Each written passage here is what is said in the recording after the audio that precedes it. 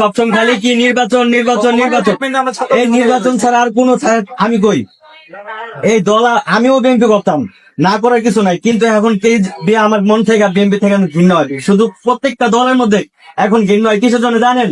এই 9 মাস 10 মাস ধরে আহতরা যে মেডিকেলে পড়ে আছে, চোখ হারায় মাঝখানে শুনছিলেন হয়তো 2 চোখ হারায় তার বউ ছাইড়ে চলে গেছে গা, এটা শুনছিলেন হয়তো।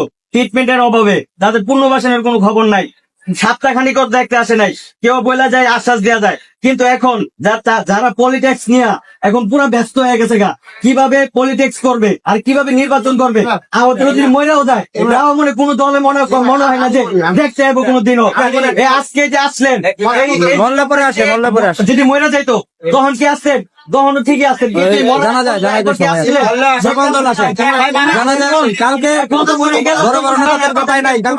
যে মরে গেলেই সব শেষ। কিন্তু আপনারা কোন সব মিডিয়াতে ফোকাস করতে পারবেন না যে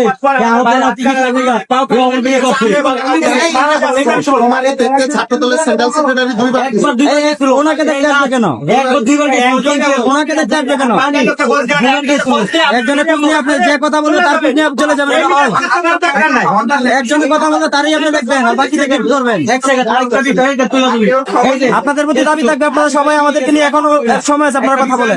নাসির ভাই গেছিল, ভাই যা বলছিল কি জানেন?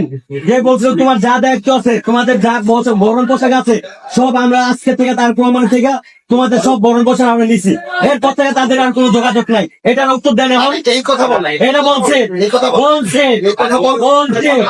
মিডিয়াতে ছড়াই গেছে, আপনারা যতই কম মিডিয়াতে ছড়াই গেছে।